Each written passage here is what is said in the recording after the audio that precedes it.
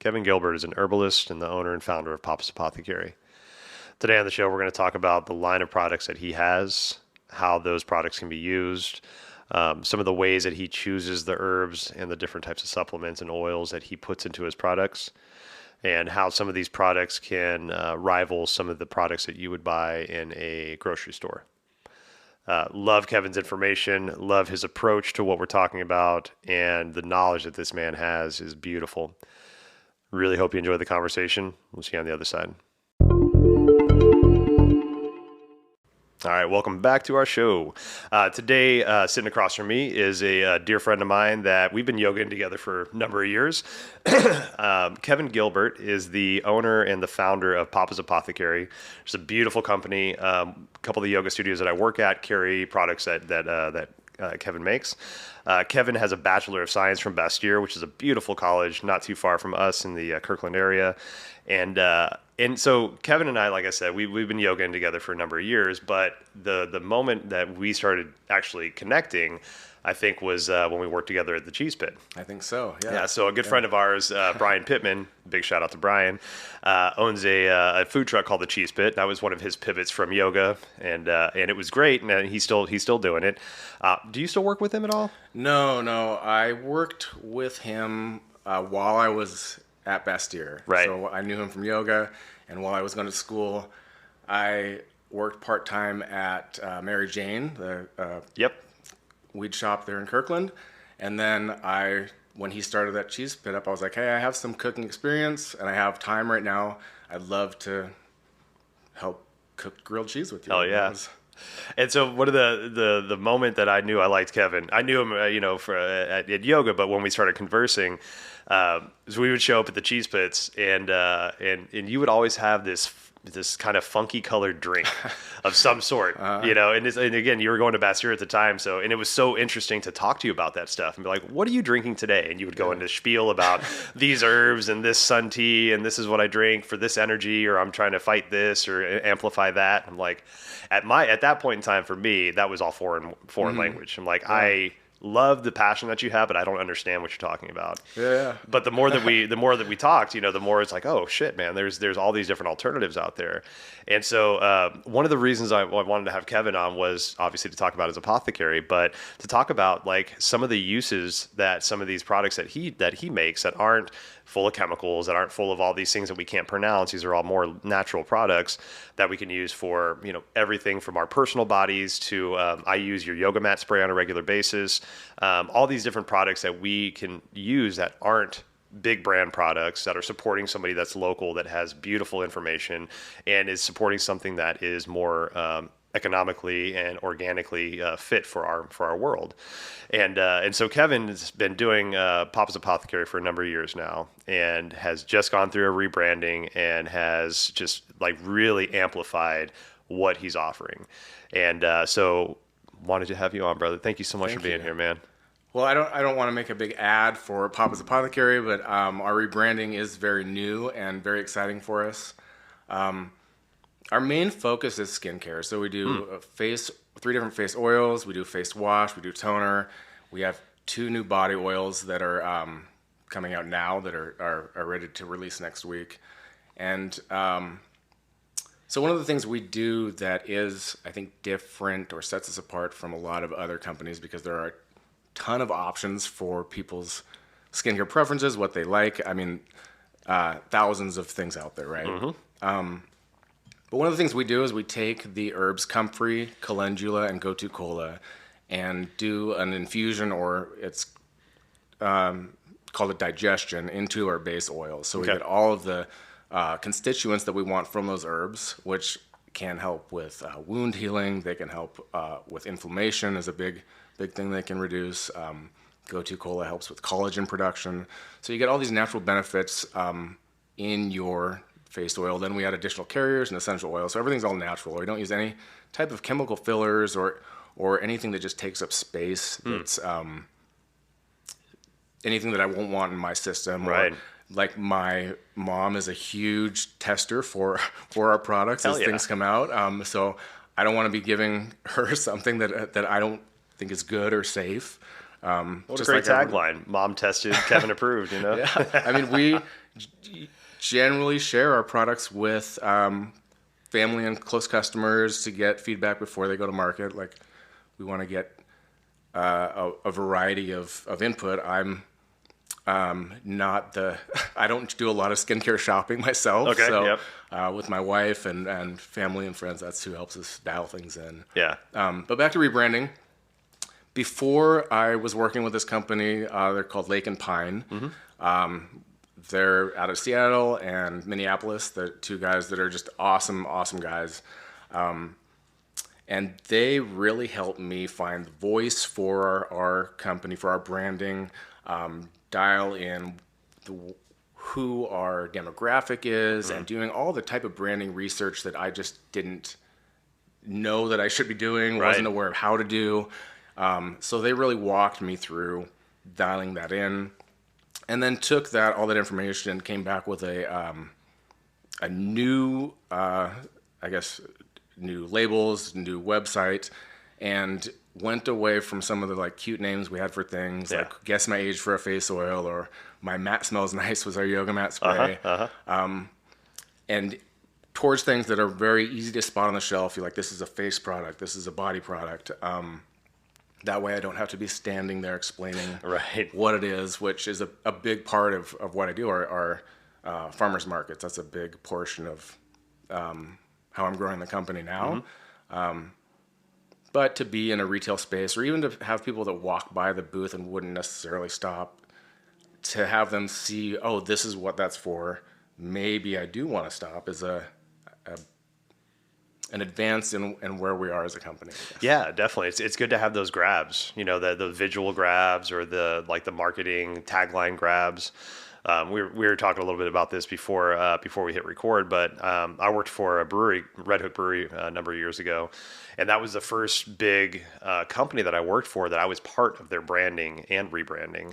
And to sit with the design team and really understand the questions that they were asking. And like you said, you know, there's all these questions that as a business owner, we know we need to ask, but also as a business owner, a lot of times it's just the business owner, right? Maybe a partner, maybe somebody else, but there's so many things to look at, especially in the beginning, that it's like, okay, some things get shelved. Okay, I'll get to that eventually, knowing it's important, but also at the same time, it's like, well, right now I just want to get products made and products out there, you know?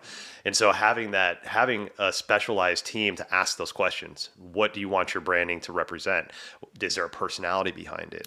You know, with Red Hook, at that time, we wanted to be like the college frat guys craft beer, right? So all the taglines and all the verbiage we used around it had to speak to a college demographic, which in the beginning, that was tough to narrow that down. But then once we got the understanding of the demographic we're trying to reach, all the questions were answered by that, right? Are we trying to go after businessmen that are business folks that are, you know, 6-figure salaries? No, we're not there. We don't want that demographic. We want to stay within these college demographics, you know, and that was easy for us to spend our money that way once we understood what we were looking for. Right. So having that specialized team and getting to the point to where you can afford that and to make that a priority, that's a huge step for you, man. That's really great. I mean, we're coming up on our 1,000th Instagram post as a company here, which, whatever, you could post 50 a day if you wanted to, right? But I mean, that's a milestone. And I was going to go back. I started to go back and look at, okay, here's our first post, here's our 50th. And I couldn't find a tool that made it easy to do, so I lost count. And I'm like, all right, I'll just show our first and our 1,000th. But going through that, it really is just amazing how much we've changed and how much we've grown, and the accomplishments that we have made that are hard to see when you have your head down and you're just trying to stay afloat. Yes. You got to have those moments where that clarity comes in and you can see the path you've walked, right? You started from point A, you're at point B. You might want to be at point Z, but you're still, point B is farther than point A was. Right. So like you said, take your head up, pat yourself on the back, be like, oh my gosh, I made a big ass step. Like, cool. Appreciate that shit. Yeah. So where did this all come from? Like, where did the desire to become an herbalist, to start your own company, like share this gift with humanity? So I have been thinking about this a lot. Like, initially I worked at Microsoft for 14 years. Okay. I didn't like it. It wasn't for me. It supported what I needed, but I kind of fell into that job and I didn't have any passion for the work. But at the same time, I didn't know what I wanted to do. I was kind of lost. Okay. So my grandpa, who I called Papa, we would spend like summers, a couple weeks of summer, or often we'd spend time with him as kids growing up. They lived in Texas, so we didn't see them a lot, but he was a big influence in my life. As I got older, I'd spend less time with him. I didn't see him as much. But when he was passing, when he was older, I did spend more time with him. And a big influence that he had was find something you like to do. Like, find something you want to do with your life and do that. Don't spend time with this job. You commute 2-3 hours a day to get there, which to a place you don't want to be. Right. So that kind of made me open my eyes and be like, why you're miserable? You're an unhappy person.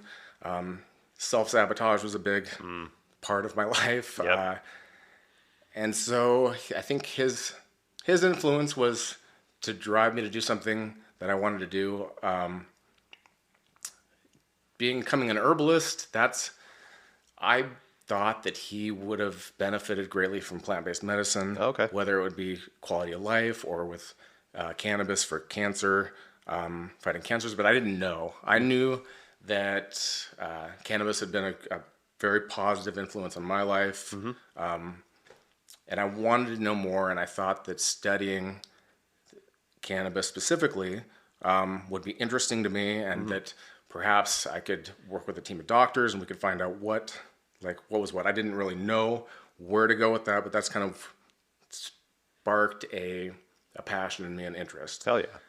And so I knew of Bastyr, and I researched their different programs. They had the herbal sciences program, and I thought that looked interesting, but I still wasn't sure if that's the right place. So I went to one of their open house things, and I sat in on one of the classes and listened, and it seemed like it could be a good spot. So before this, before working at Microsoft, I'd done a few different jobs, and I did not have a college degree, so I would have had to go to school to get my associates before going to Bastyr. Okay. So I was still at Microsoft at that time. I started going to night school to tick off those needs, and at that time, it's probably about the time I started yoga. I think right around 2012. Okay. Is when I started going to yoga at Fusion. And so I was going to night school. I was clinging to the Microsoft job, trying to dodge getting canned and, keep collecting the paycheck. And that all kind of wrapped up. So I got my associates. I applied to Bastyr once I decided that's where I wanted to be. But I also decided I'm going to go for 1 quarter because this is an expensive school.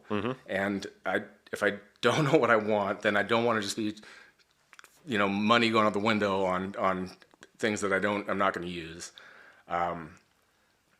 But I fell in love with the program. It's very science heavy, which I didn't expect. I don't know exactly what I was expecting, but a lot of biochemistry.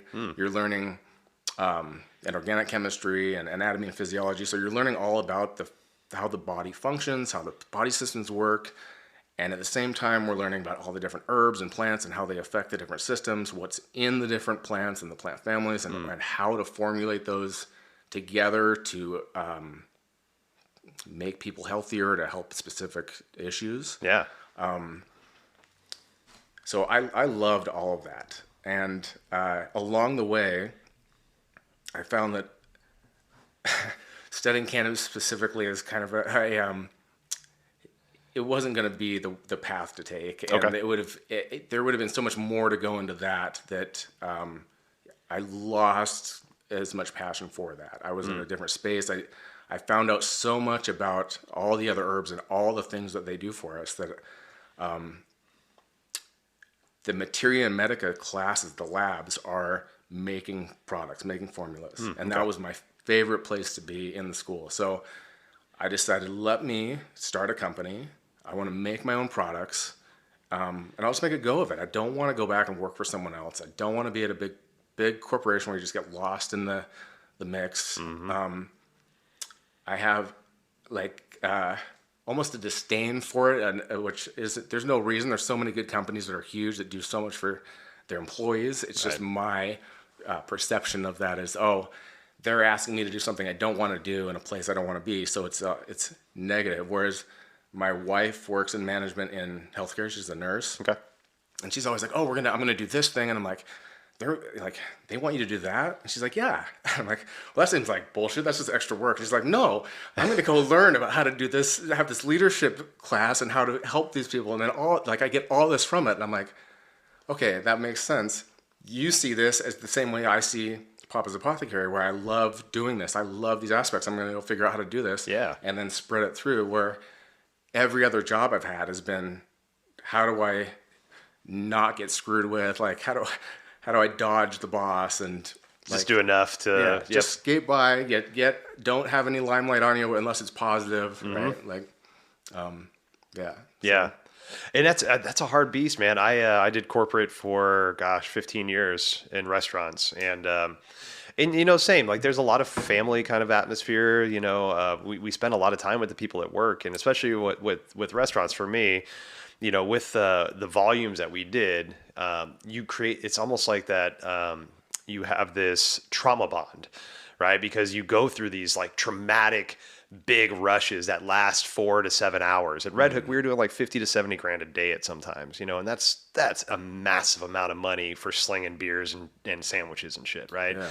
And so, you have that mentality of like, oh, we're all in this together, right? But you're like, for me, it was finally coming to the understanding that I'm busting my ass for somebody else.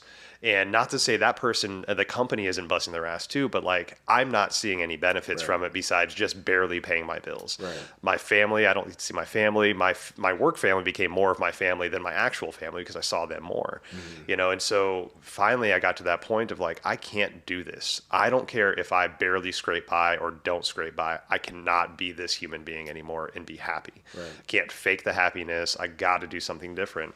And so we have to have those catalysts sometimes of like, hey, dude, there's a better way.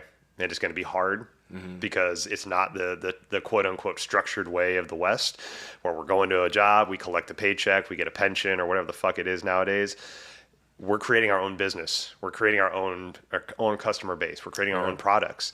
And there's a lot of stress that goes into that. But once you get that taste of that, not even freedom, it's not freedom because, I mean, anybody that owns their own business, there's not a lot of freedom involved in that. Yeah. I think freedom is defined, and then you work within the boundaries of what you define freedom as, right? But in the beginning, man, it's balls to the wall. Like, you're hustling, but there's this gnosis of you're doing something that you're passionate about. Right. It's almost like an actualization moment. All the weird shit, like you got into it for cannabis exploration, right? And then all of a sudden there's this herbalist class that comes in, and now you're making potions and tinctures and all this shit. It's like all that actualization starts to happen where all of your cool, weird information starts to just mush together in that beautiful way. And then here's your product. Yeah. There's another thing that I have recently kind of realized about being an herbalist and making skincare products specifically. I've always had eczema and allergies. As a baby, I had cracks at my knuckles, like terrible skin for my whole life. Okay. And recently I remembered that my mom took me to see a naturopath as a kid. And I don't remember exactly what the prescriptions, what the treatments were, but so it's just always been in my life, I think, is having skin issues and allergies and trying to find solutions and remedies for myself. So in a way you've been sense. Yeah, exactly. In a way you've been doing this your entire life. It's just now you have more of a focus for it. Right. You have the information, the knowledge back behind it now, to where you can look at these herbs and these supplements and these different types of things and say, okay, like, what kind of potion can I make to help me? And that's beautiful, man. A lot of times we help ourselves and then we find that help and it's like, well, this can help somebody else. Yeah. How can I get this out there to help somebody else? With like the herbs and things that you use, so is it, what's your process for understanding these herbs? Like reading about them, ingesting them, using them, so is there like a process that you have for these? So a lot of the herbs, most of the herbs we use are ones that I learned about in school at Bastyr. So I'd find out we found out a lot about a lot of different herbs, right? You find out all the different constituents and how they work, what goes in them, and how to extract those different pieces into either an oil base or an alcohol base or whatever they have whatever they extract into, whatever they're have an affiliation for. So I look at that and I know that comfrey, calendula, and gotu kola, we use those a lot in the class for skincare issues. So I want to keep those in there in our face care line. But now we have new products like our body oil. So I'm like, I want to keep some of those. Those are really great. I'm keeping the gotu kola and the comfrey in there. But I'm reading more about licorice root and how good it is for skin. Yeah. Okay. And so let's put some licorice root in there. And yarrow, I know, is just traditionally been awesome for almost everything. Yarrow's a wonderful herb. So let's put some yarrow in there. Let's mix it up a little and not just have the basics that I kind of came out of school with, but add to that library. And hell yeah. And some of it's also what works well and then what smells nice. Okay. So things like the Fragonia and Mei Chang in one of our hair oils, they're brand new. I've never used those in anything before, but they smell great together. So it's a nice combination for the hair oil. There's not a hair-specific benefit we get from those. Okay. But the scent is nice. We called that blend Best Day Ever before the rebranding. So it's just a nice smell, and that's part of it too. Is having a nice, pleasant area. Yeah. Right. Yeah, totally. Can be uplifting and put people in a better mood. Yeah, and that's I think that's a good point. There's a lot of the products that I tried, the natural products that I tried, within the past like 10 years or so, and I understand they're natural, they're using natural products, but a lot of times like the fragrance aren't there, and for someone like myself, like I stopped using deodorant a while back because I don't want to put that chemical in my body, aluminum and all that shit. But the byproduct of that is I'm also a yogi. I sweat my ass off, so I'm a little ripe at times, and so some of these natural like deodorants, okay, that works. It'll like inhibit the perspiration, but I still get the body odor, and so it's nice to have that natural layer also of a fragrance to say, okay, so yes, I'm a natural human being, but I also smell like, I guess, quote unquote, the accepted human smells. Right, like I'm not walking around with body odor, But that's a hard one because there's some of those fragrances are added in a chemical way, but doing it in a natural way with the herbs or the essential oils or that extraction technique, like that just adds that layer of naturalness to the product and almost validity because it meets the criterion of what you would buy at like a big box store in a way, with that fragrance side. Right. You mentioned gotu kola quite a few times, and so I use gotu kola, but more for energy. I've never used it for a skin product. Right. There's a local store, Urban Wellness, downtown Kirkland. Yep. Katya is the owner. I've had her on before, and so I go into her spot, and I'm a 40-year-old man now. I've done a lot of damage to my brain over the years, drugs, alcohol, all that stuff, and I finally got to a place to where I understood that, okay, how do I want to reverse or maybe, put some care towards the brain, I've done a lot of bad shit to it. And so I went in there, I talked to Katya, and she made this thing called Adam's Brain Fuel. And she keeps it on record for me now. That's awesome. And it's great. And it's a four-part tincture, ashwagandha, gotu kola, holy basil, and Lion's mane?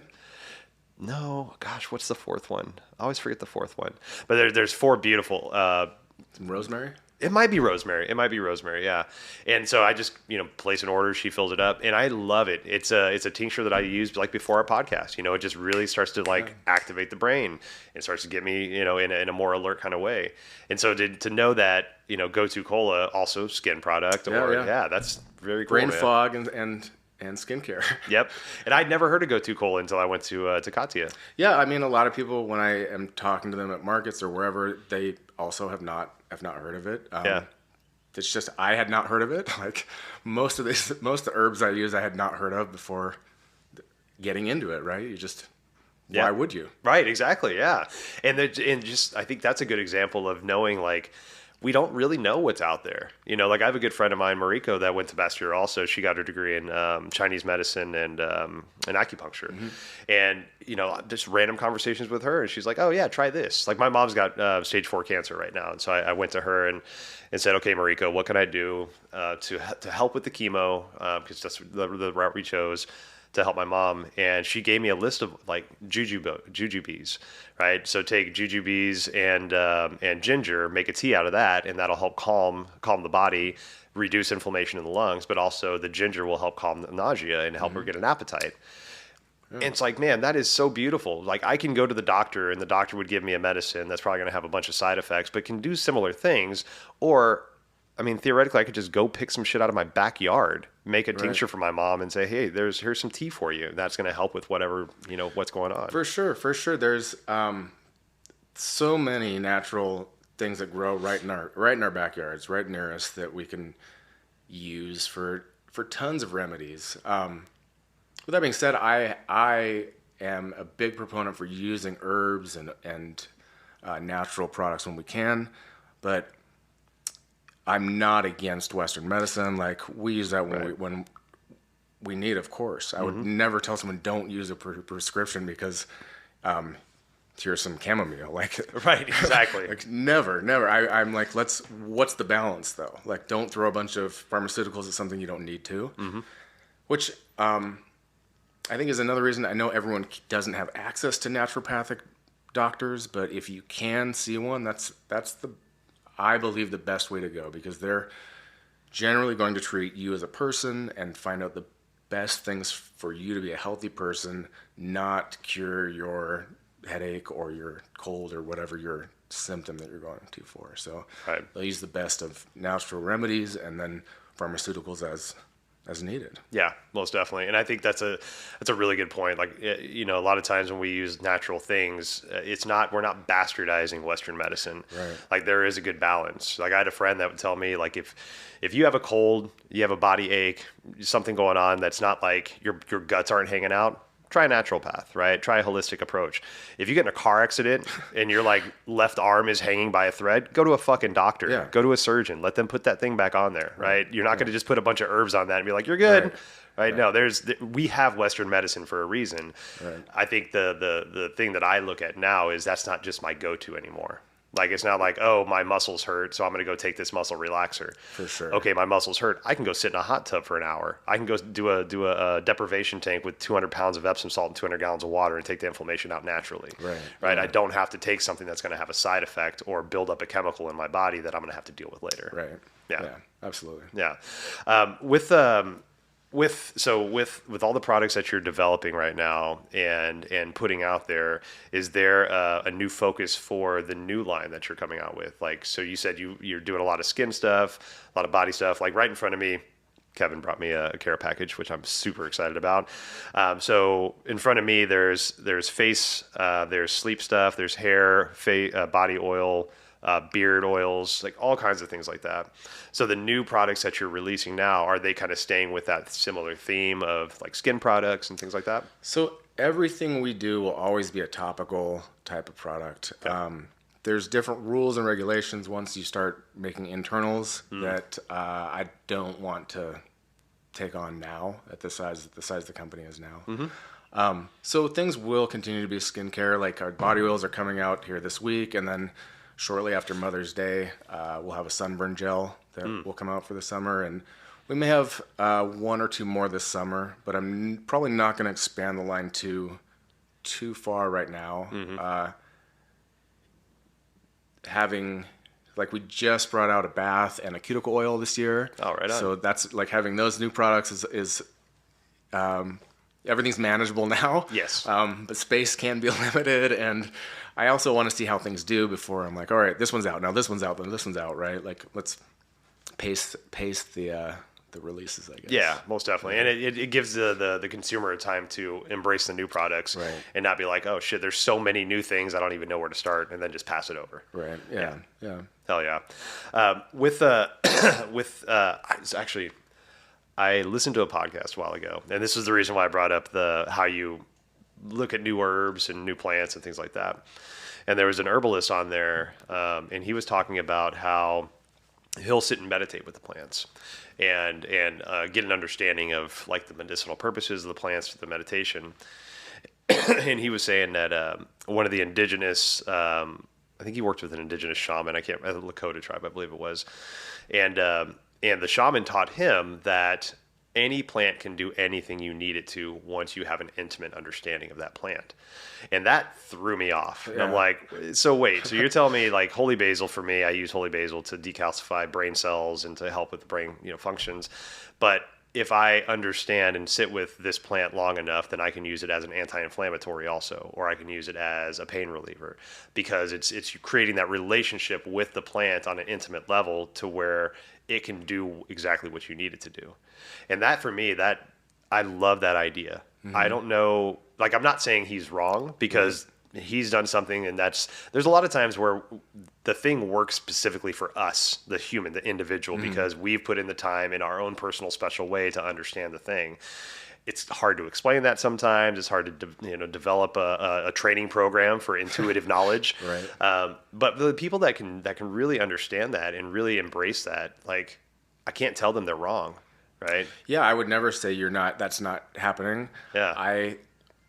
I don't know that happens for me, or maybe I'm not open to that. I refer to my science and scientific data, I guess. Mm-hmm. But at Bastyr, a lot of the program, not a lot, but part of the program was sit with the plant, draw the plants. Oh, yeah. Get to know the plants. What are your feelings? Like, meditate if you meditate with the plant. So there is an aspect of that in herbalism, for sure. Hell yeah. That's great. Very cool. With the new products you have coming out, one of the things I'd love to explore with you is what are some products that we can switch from big box stores, major brands, things that might have words in there we can't pronounce or don't understand, to something more organic, something more natural, and are we going to see similar benefits, similar applicable uses for them? Sure. Yeah. So we could just take, for instance, the body oil that's coming out, versus a lotion or a cream that you can buy off the shelf. I think everyone should use exactly what they like to use. I would never say that this product is bad or don't use this. I don't know what is in most other products, to be honest. Mm-hmm. I would imagine that there are a lot of preservatives, chemical preservatives, maybe things that dry your skin out more in the long run, causing you to need to reapply their products. What we put in ours are the oils and the herbs. So we do the herbal infusion. We mix the oils together. So this is an apricot oil with that slow, low heat infusion of the herbs. It's got castor oil, safflower oil, avocado oil, and sunflower oils also, and then some vitamin E in there. And so using oils versus creams or lotions across the board can be better because they more closely resemble how your skin is made up. Like the way your skin is made, they can absorb and don't leave extra pieces to be metabolized that aren't natural, I guess, right? So your body's trying to figure out how to metabolize these chemicals that are not made on the earth, like not of the earth. Right? Yeah. They're made in a lab somewhere. And our skins are one of the biggest organs we have, right? Everything is absorbed to the skin. So like 60% of what you're putting on is getting absorbed and you're metabolizing. So when you're using all natural and herbal products for the skin, then you're just taking out a piece of work that your body has to do. Sometimes these things may cause inflammation, which is really one of the major causes of all of our illnesses. Inflammation is a big thing. So most of our products have herbs or essential oils that are that reduce inflammation. Nice. Whether it's for the skin or the system, or they'll have antispasmodic properties. So things that are calming and soothing. Yeah. Yeah, and you know, the way you're explaining that to me makes me think of. I was explaining why it's better to drink room temperature water on a regular basis, right? Because if I drink really cold water, it's going to shock my system, and my body has to expel energy to get it to a temperature to where it can do something positive with it. Right. Yeah. You know, and so you know, just as much as because I grew up in the South, like it's freaking hot as shit down there, right? Ice cold water was the best, right? But now I understand, you know, hot water helps amplify our digestive system. Cold water does do a good job, but if you drink it on a regular basis, you're basically wasting a lot of energy so you can get that water to a point to where you can do something with it. Right. So understanding like that little physiology behind it made a lot of sense to me. So like when you're explaining to me about the metabolizing of the skin, like just think about how hard our body has to work to metabolize some of this, like you said, foreign chemicals that aren't natural, where we can put something that's pretty natural, that's just growing around us or within the, you know, our vicinity on our body. Our body's like, hey, I know what that is. I can do something with that. Right. Yeah. Yeah. Yeah. So that's, I mean, that's one thing we can use is the oils versus lotions and creams. We make a face wash that's really nice. It's I take whole herbs and clays, and we powder those and sift them down to uniform size. And we recommend mixing with honey. Oh, okay. Take local raw honey is always recommended for everyone. I mean, if you have allergies and before allergy season, start taking local raw honey daily, then that can help reduce your allergy symptoms. Because you're getting the pollen from around. It's basically amplifying your immune system, getting it used to the pollen around you, right? Yeah. Okay. Yeah. And honey's super nice for the skin also. So when we mix in you mix the honey with the herb mixture, and that does a couple things. That acts as a preservative, so you can leave your little face wash in the shower and water can get in there, and you're not worried about things growing in your in your herbal face wash that you don't want. And then honey also, it's got this property that it kind of traps moisture it draws moisture. So if you're in the shower and you've got your face mask on, the shower's got some steam that's getting locked into your skin. Oh. You rinse your face wash off, but your skin stays more hydrated longer throughout the day. So that's a nice double action with the honey face wash mix. Again, I don't know what's in many of the face washes on the market, but I imagine that they're full of chemicals and there's some great ones out there too, right? There's some really great things out there. Yeah. And I was in Texas just recently, and I'm from Texas, but it's been 20 years, you know, since I moved up to Washington, and I forgot how bad the pollen is there. It is thick. Like you can see the cedar pollen. It's like it coats everything in this like thick yellow powder. And I have asthma, and again, I haven't been back in the springtime in a long time, so just was back. And man, within the second day, I couldn't breathe. Like my lungs were shut down. My asthma kind of came back. My nose was clogged up. And I was talking to my mom, and my mom was like, well, get this Texas cedar fever oil. And I'm like, okay, I've never heard of that. And so we were at the Whole Foods and picked it up. And it's basically like a concentrate of pollen into a tincture that, put it into your tongue, hold for 10 seconds and swallow it down.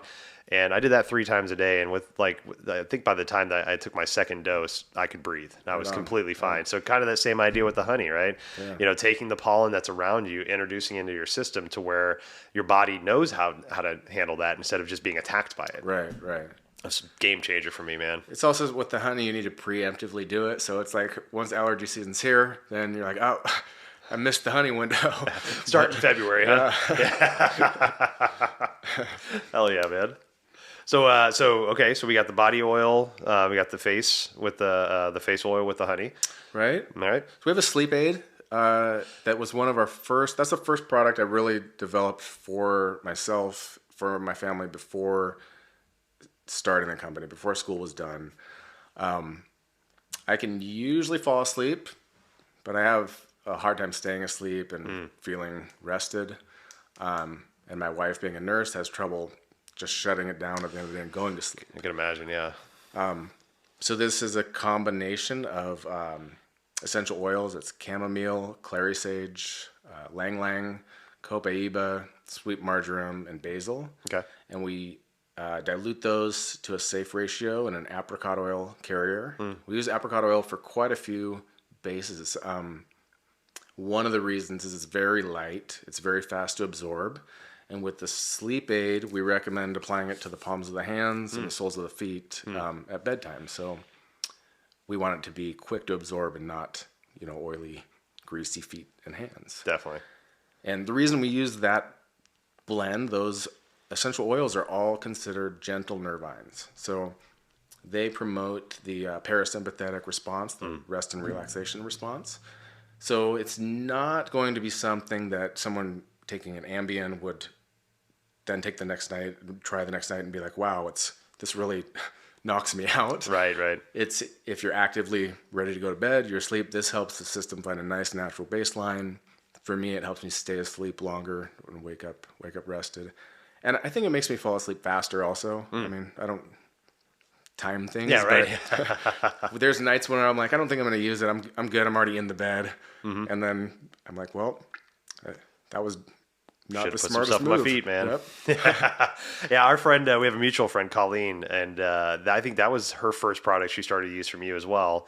And she swears by the sleep stuff. Like, she loves it so much. People that it works great for. Everybody's different. Like, just like with everything else, all of our biochemistry is a little different.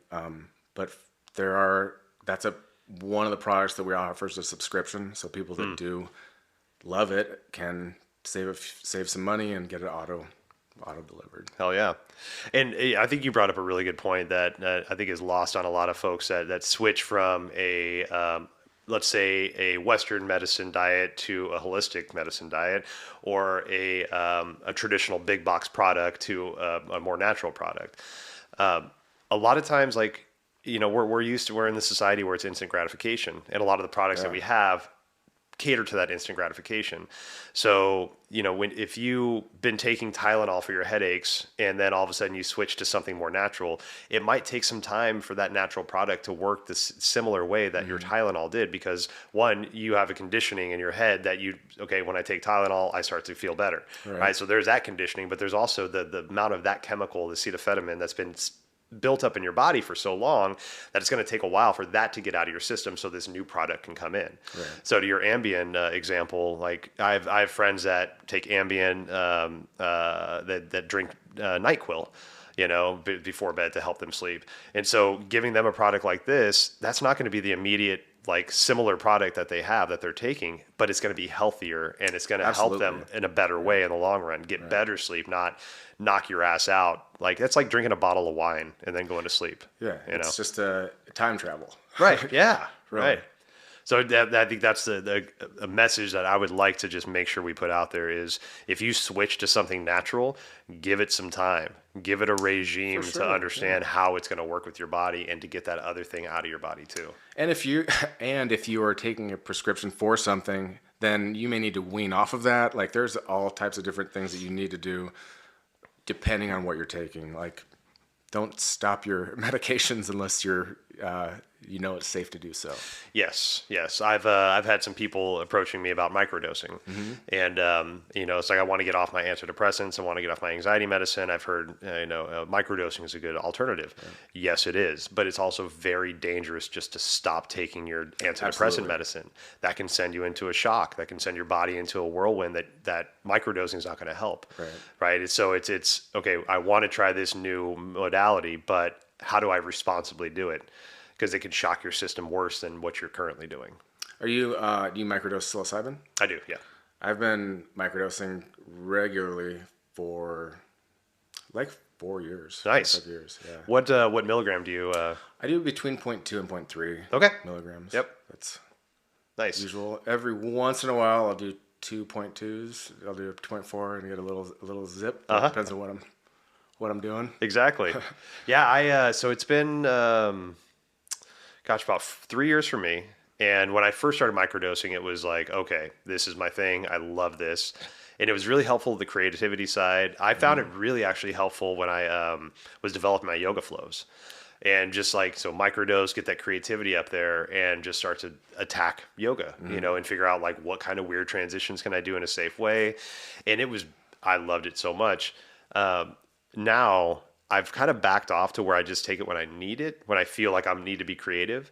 And that's just my own personal experiment with it. you know. And actually, I listened to a guy, and I've talked about him before on the podcast, but there's a doctor named Kirby Surprise, and he's a psychologist, but he microdoses ayahuasca at night. And so he's an ayahuascarian. He got trained by the shamans, and so he can make his own. And he makes his, so it's two parts, part DMT, part MAOI, natural MAOI. And so he makes his more higher on the MAOI side and less on the DMT side. And he takes that at night, and he's been doing, I think he said he'd been doing it for like 10 years. And the theory behind his is that our brain naturally recovers at night. Like our body goes into rest and relax, and we start to like, sweep out the cobwebs of all the shit, and do the repair stuff. And so he's amplifying that repair work. And so it's just really interesting to listen to people's personal experiences. And he's not saying like this is going to work for everybody, but he's a published author. He does book tours and shit. And so when sometimes he travels, he can't take his ayahuasca with him because it's not legal in a lot of places. And so he'll say that he notices like his hair will start to lose color. He'll start to have wrinkles when he doesn't take it. But when he gets back onto his regime, his skin clears up, his hair goes back to natural color. So it's almost like he's stopping cell degeneration. And again, it's only his own personal experiment. And he touts that left and right. He's like, I'm not saying this is going to work for everybody. I'm not going to say it's going to work for anybody except for me. Right, exactly. But so I started doing my microdosing from mushrooms at night, and just to see that experience for me. And it's still like a week or two into it, so I'm not too far into it. But I've been getting some really interesting effects. I thought it would disrupt my sleep cycle, but it's not. And it's helping me to remember the dreams that I have, whereas before I wasn't a big remembrance of that. Yeah. So I love experimenting with plant medicines. Yeah. I went to the last year I was at Bastyr. I went to the psychedelic science conference that MAPS puts on. MAPS, yeah. In Oakland, and that was super interesting. I met Paul Stamets. Yeah. There real briefly. Very cool. It's just amazing what work is being done for mental health, and just how it's blocked so hard from really being studied openly. It's a shame. It is, and I think, there are some big movements right now to help bring more awareness to a lot of those products. I had a woman on a couple months ago, Leo Russell, and she was part of the groups in Washington to help decriminalize plant medicines in Washington back in October. And that was a huge step for Washington, because that's one step closer to allowing these products to be out there, be tested more, to be applied more. And it's interesting because a lot of the I think the government and let's say the powers that be that give the okay or the not okay for all this stuff to happen. Cannabis opened a lot of doors for the understanding that plant medicines are profitable. And in the world we live in, that's kind of the thing that people pay attention to, what's profitable. So a lot of focus is right now on what else can we make money off of plant medicines. Now, cannabis is a very different plant medicine than psilocybin or some of these psychedelics, and they have a lot of different applications and outcomes from. And so it's interesting to see from an outside looking in how the powers that be are focused on the tax money that can come in from the potential use of plant medicines, but not the shift in consciousness that can happen from those plant medicines also.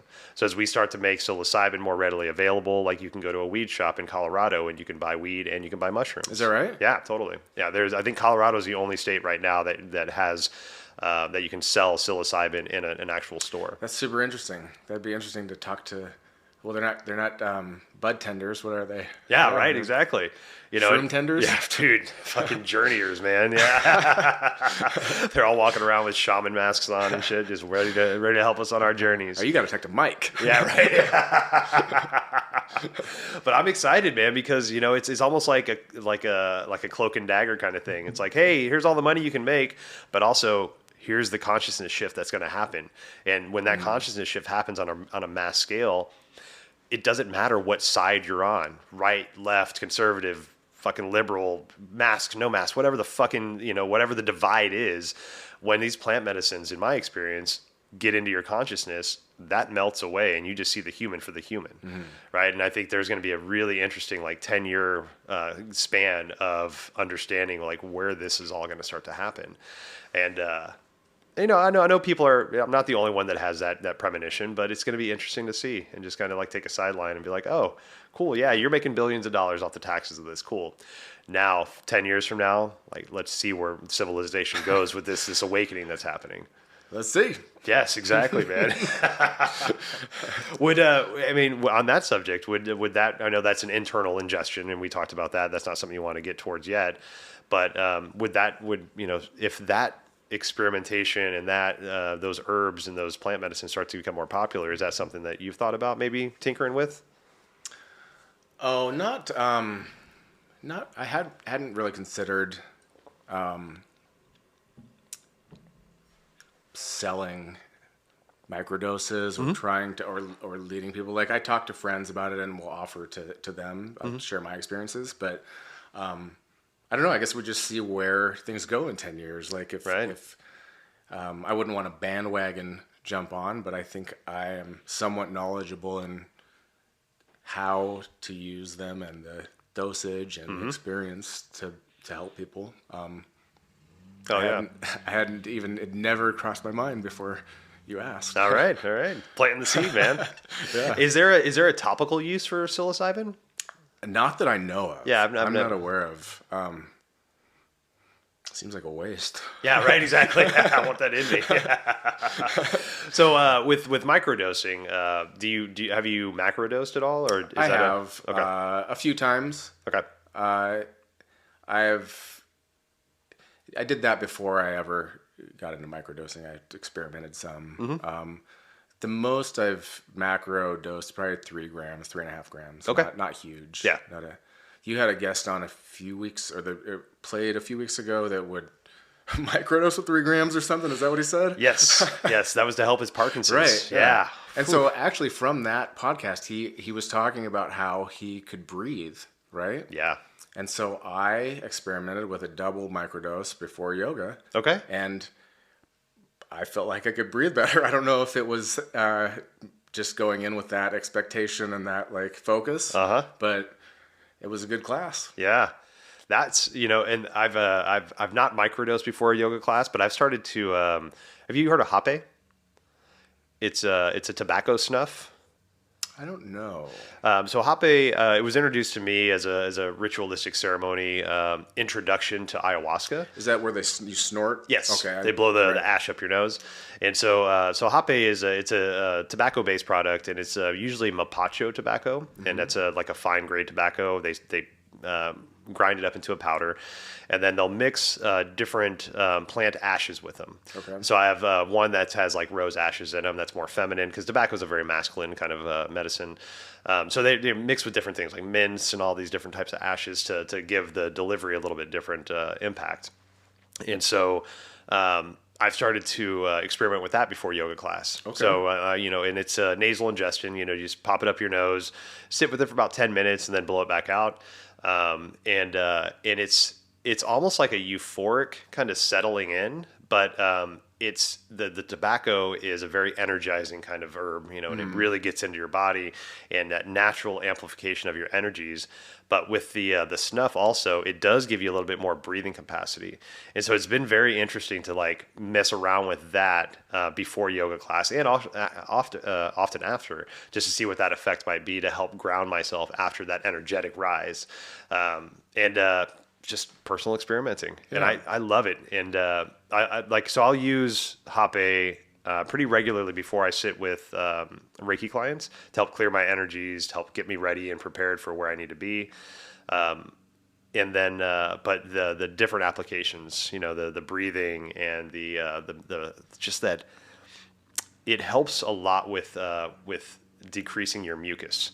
Okay. Right? And, for me, again, like I have asthma, and so I have a lot of mucus build up. So it's been really nice to kind of clear out my system and be able to take those big, deep breaths. Yeah. So it sits in your nose nasal passage here? Does it get up in your cavity? It does get in your cavity, yeah. So the delivery method is called a caripe, and it looks like a boomerang. So if I'm doing it for myself, I use the caripe, and one side's my mouth, the other side's in my nose. You load it up with however much tobacco you want in there, and just blow it up your nostril, and then you do the other side. Okay. And so it's pretty aggressive. Yeah. Like it's a fucking sensation, man. Like the first time I did it, I was like, I almost wanted to punch the dude across from me. I'm like, what did you just do to me, right? And you could feel the powder in your head, and you just like feel the mucous membrane pulling it through your brain. Like it's a very interesting experience. And then like 10 minutes or so, just blow it out and huck a big nasty brown loogie out, and then you're good to go on your way. Yeah, it's interesting stuff, man. All right. Yeah. Yeah, if you're ever interested, man, I'd be happy to serve you. I'll think about it. Yeah, right? Yeah, it's a hard sell. There's definitely a hard sell. But, a friend of mine brought up an interesting point about plant medicines a while back. And, like with Hape, for example, and then there's another plant medicine called Sananga, which is an eye drop made from milk thistle. Mm-hmm. And it burns the shit out of your eyes. But the idea is it burns to erase the false story that we have in our brains. The Amazonians, back in the days, the tribe used to use them before they'd go hunting or before they go to war, so their warriors could be pure, right? They opened up their third eye. They can see the purest that they can see so that they know exactly what they need to do. So I'll use that also to help open up my pineal gland and just like kind of, remove the bullshit story that I've been telling myself for 40 years. Mm-hmm. But a friend of mine, he talks about with plant medicines, the intensities that some of these plant medicines have, like psilocybin, a big psilocybin journey, that's fucking intense. Yeah. Like there's a lot of shit going on. Same with Hape and Sananga. But in the West, we've kind of gotten away from being able to sit with sensations. Like we want the thing to go away, or we want the thing right now, right? Yeah. So even like tickling, that's a happy sensation, but like we don't even want to sit with that. It's like, oh, get away from me with that shit, right? So a lot of the times with this medicine, it's learning how to sit with the sensation of what we would perceive as pain or what we perceive as suffering, and sitting with that and understanding that it's going to stop sooner or later. That's not going to be this isn't your life. Like you're not going to have this burning in your eyes the rest of your life. It's just this moment right now. How can you breathe through that? How can you accept that this is where you're at right now, but it will stop eventually? And, that's a lot of pain and suffering that we have in this world. It's not constant, but we think it is because we're ruminating about it. We're anxious about it. We keep thinking about it. So if we can find ways to get back into our right now body and to know that right now, this is the way I feel, not I'm going to feel this way in 10 minutes. Like right now, I'm in pain. Right now, I feel suffering, but also know that this is going to stop eventually. Yeah. It's like really good, that Buddhist idea of like right now, nothing's hurting you. Right, so live in this exact moment. Don't worry about that next moment. Yeah, it's a big mind fuck. It's hard to do. Oh man, it is. It really is. Especially when you're in the shit. When you're in the shit, it's hard to build your toolbox. That's why it's good to have those peaceful practices going into the shit that we start to find ourselves in. So we're not like, fuck, how do I breathe? How do I breathe? What kind of breath work can I do? It's like, no, I've been breathing for 10 years. I know what this breath work can do. I know if I breathe in through my nose and out through my mouth, it'll trigger parasympathetic nervous system. I'll get out of my shit and I'll be calm. Yeah. Good stuff, man. So, okay. So sorry for the psilocybin detour. No, it's... Love that. Yeah. Okay, so we've talked about 3 things so far: sleep, body, and I think face. So what are some other, I'd say, maybe 1 or 2 other products that you would say? So so aside from my products, things that people can do to make a big impact on their lives that's pretty easy, and to get herbs into their lives is to switch to an herbal tea. Stop the afternoon soda, switch one of those to a tea. And that can be hard to do. It can be hard to find a blend that you like, especially if you're used to a sweet, sugary treat. Right. But if you can put a little bit of licorice root into your blend, that can bring out a little bit of sweetness. Even if you don't like the traditional taste of licorice, having just a little bit in there can give your tea a little sweetness that may make it easier. I really like to make a holy basil, a little bit of licorice, and stinging nettle and rose blend. Sometimes I'll put some chamomile in there also. And I'll steep that cold overnight. And then I've got a nice iced tea, cold tea drink I mean, I love to have a Diet Coke here and there. That's something. It's easy, it's fast, it's cold and delicious. But if you can switch a couple of those out with some teas, then that's going to be a huge benefit for your whole system. All those herbs are going to help reduce inflammation. They're just they're full of flavonoids and minerals and vitamins that are really beneficial for you. Yeah. Nettle was one that was introduced to me when I moved up here. Like I remember nettle from growing up and just it stinging the shit out of my ankles and stuff. Yeah. But when I moved up here, our friend Colleen I mentioned earlier, I was, having the cottonwoods up here. Cottonwoods are just freaking horrible around May and June, and I was having a congestion kind of idea, and she made me nettle tea. Mm-hmm. And the antihistamine. Yeah. In it, yeah. I loved it. Yeah. And now I take, not on a regular basis, but around the precursor to spring, I'll start taking nettle supplements just to kind of build up that immune system and start to get my body. It's like, okay, we're getting ready for it. Get those cottonwoods going, man. Yeah. It's another weed that'll take over in the backyard is the nettle, and it's one of the most mineral dense. It holds its minerals for a super long time after drying. Like it's a great herb. Yeah, you just got to make sure you blanch it. Yep. Don't just go there and grab that thing. We did a nettle flogging. Okay. Optional at Bastyr, and so nettle flogging. Yeah, so they hit all the backside, and like an hour later we went to lunch, and I picked my shirt up, and I'm like, hey, is this swollen? Of course, it's totally like throbbing. I can feel my heartbeat in my back. What was the desired outcome for that? Just to know what it feels like? To know what it feels like, but also nettle flogging has traditionally been used to help reduce arthritis. Like there are benefits to bringing all the blood to the area. Okay. For arthritis relief. Right on. I'd have to look at others, but that's one that I recall. Huh. There's I can't remember the name of it. It might come to me while I'm telling the story, but there's a hydrotherapy place in Seattle called Banya 5. And it's the basis, it's like a Turkish spa, right? So you have a hot tub, whirlpool. I've been there. Yeah, great. Okay. And they have a dry sauna and a wet sauna, steam sauna. And in the dry sauna, I think it's on Sundays, they do a thing, it's going to escape me. I can't remember the name of it. But basically, you have a birch branch with the leaves on it still, right? Yeah. And you get hot as shit. You lay down, and they take this, and they just basically beat the hell out of you with it, right? Yeah. You do front side, back side, and they just take these leaves and just beat the shit out of you while you're in this 240-degree sauna. Front side, back side, it takes like 10 minutes each side. And it's such an intense experience, like like you said, bringing all that blood to the surface. And then as soon as they're done, you take a cold plunge. And you sit in the cold plunge as long as you can, about 40 degrees or so. And that experience is so intense and such a cool thing. So and then there's one other step. You go sit in the salt pool and kind of have somebody float you, in the salt pool for maybe like 5 minutes or so.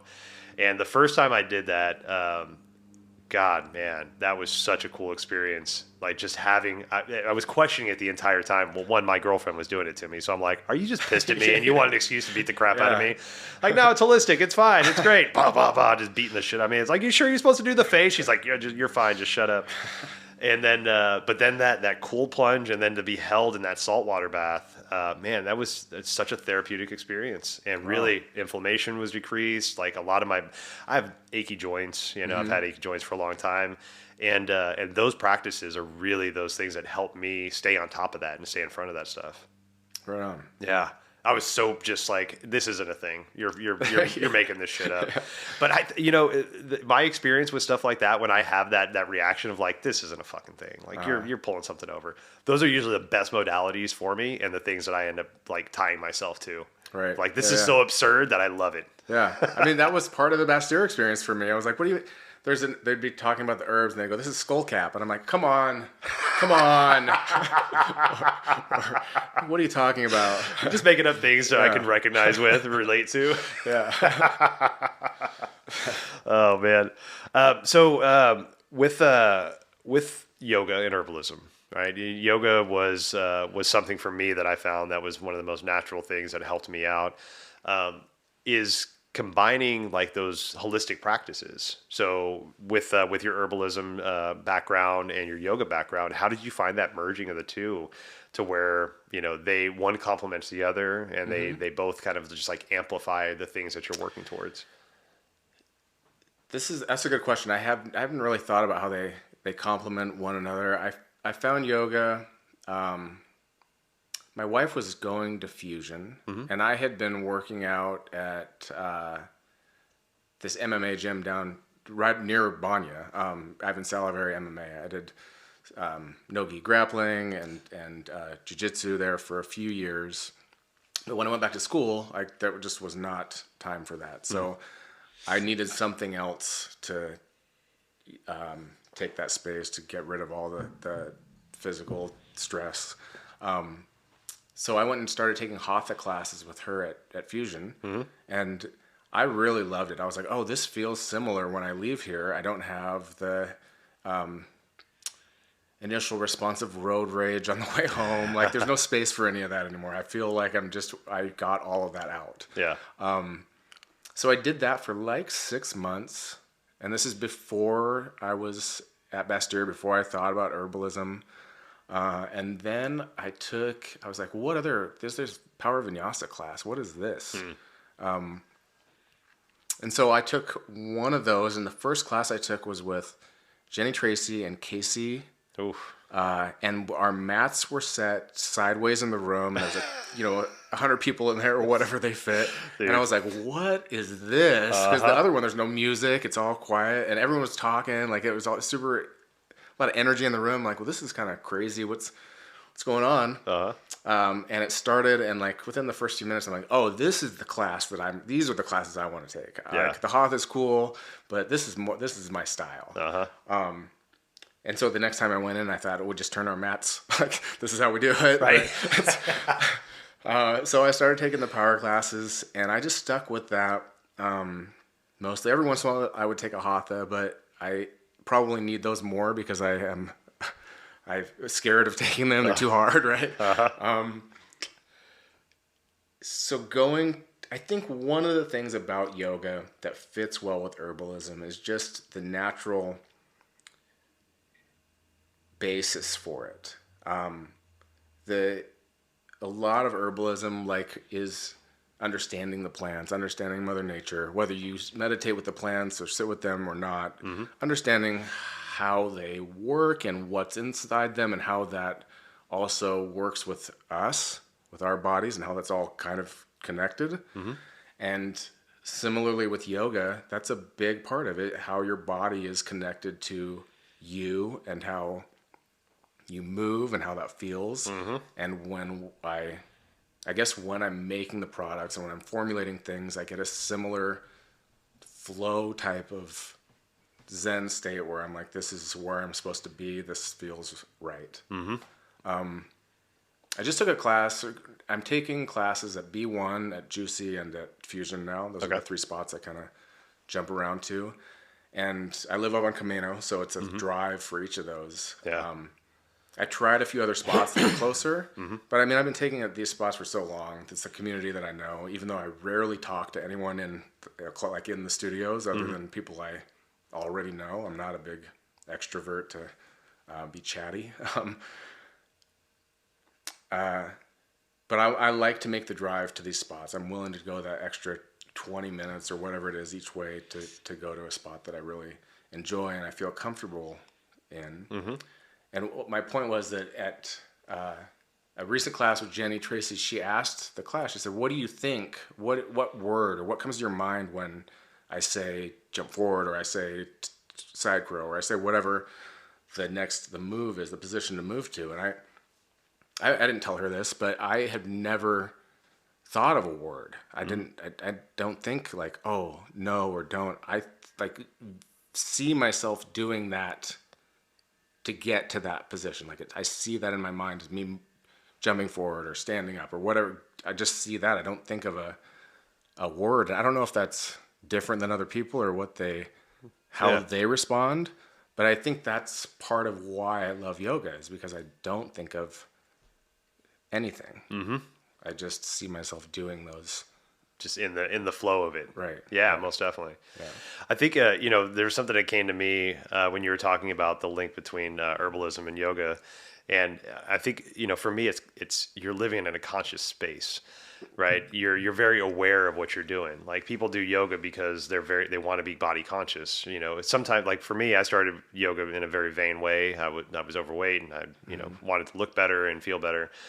Then that led to spirituality. But with yoga, like you're consciously aware of your breath and how that breath moves with your body and how that body reacts with the energies, right? And so with herbalism as well, like it's not just grabbing a product and be like, I'm going to use that product. You know, it's like, okay, cool. Like this is a natural, what's in that product? What are these things? Hey, cool. There's go-to coal in that. I've heard of that. Like, so you're very conscious and aware of the things that you're putting into your body.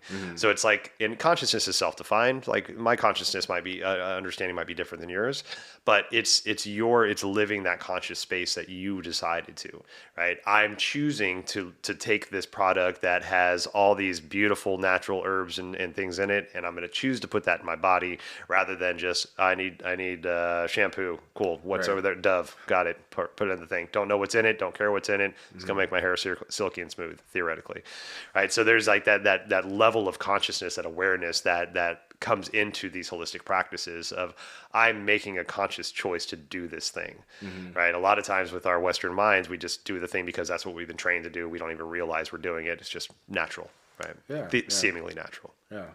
So I like that. I like that kind of like awareness idea of a lot of these holistic things. You know, a lot of it is just how aware are you of what you're doing for yourself? Like, Diet Coke, for example, you said earlier. Like if you drink a Diet Coke every once in a while, great, whatever. If you live on Diet Coke, that's pretty tough, man. Right. You're going to do a lot of damage to your body in that shit, right? But having those little treats every once in a while, you're consciously giving yourself permission to have that treat instead of just naturally, reflexively reaching for that Diet Coke every time you feel like you're thirsty. Right. Yeah. So just having that consciousness, man. Hell yeah. Yep. So with you got 3 new products coming out. And so along with the rebranding, which looks fucking dope, man. I'm so happy for you, man.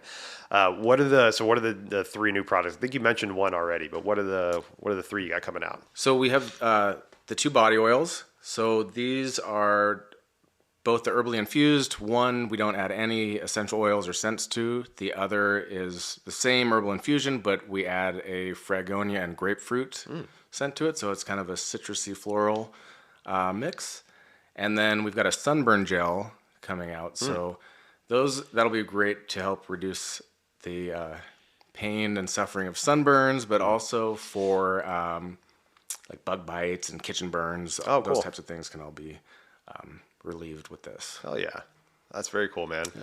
And so those are all coming out before the summertime, roughly? Body oils will drop next week on the 19th of April. Okay. And then the sunburn gel, we're doing a Mother's Day thing, and then it'll come out after Mother's Day, just in time for the sunshine. Hell yeah. Very cool, man. Very nice. Well, do you have any kind of final parting thoughts, say like words of wisdom for anybody out there? I mean, how to find you? You can find us all the time. Our website's papasapothecary.com. I do a lot of promotions on Instagram and Facebook, and I copy it to Twitter, but I'm not too active on Twitter, so that's also, you can search for us at Papa's Apothecary. If anyone has any interest at all in looking at herbalism, I highly recommend Bastyr University. I had a wonderful experience there. I loved my time at Bastyr, so I think that's a great spot to learn and grow. Yeah. And just another plug for Bastyr. We've had, I think you're the 3rd or 4th person that I've had on the show that's come from Bastyr. And from herbalism to Chinese medicine to acupuncture, like everybody that I've talked to have had great things to say about Bastyr. And so it's a college that's up in the Washington area, but a lot of really good holistic programs or alternative medicine programs. It's just a beautiful campus too, right next to St. Edwards Park. So nice. Fucking dope. So they have, it's either the only or one of the only accredited bachelor's programs in the country for herbal sciences. Wow. There's acupuncture. You can take their naturopathic doctor tracks. They do exercise science and nutrition. So a bunch of different great programs over there. Hell yeah. Very cool. Well, Kevin, thank you so much for being here, man. I appreciate you sharing your knowledge, and sharing your products, and check out Papa's Apothecary. You can check him out online. There's also a list of stores online where he sells these products in the stores. But man, reach out, try some products, do something different. Take an herbalism route. It's such a cool thing to live in this more conscious way, and having the knowledge of I'm choosing to put this in my body. I'm choosing to use this instead of just reactionarily grabbing for something just because that's what we're traditionally used to going for. Thank you for everything that you do, brother. Oh, Appreciate thank you man. so much. It's been a lot of fun. Thank you. Hell yeah. We'll see you soon, brother. All right. Thank you so much for spending time with Kevin and I. Really enjoyed this conversation and the amount of information that Kevin has about the products that he has and also the herbs in general. If you like the show, please hit like, subscribe, or share it with somebody you think will get something from it. Thank you so much for all your love and support. Obeisance. We'll see you next time.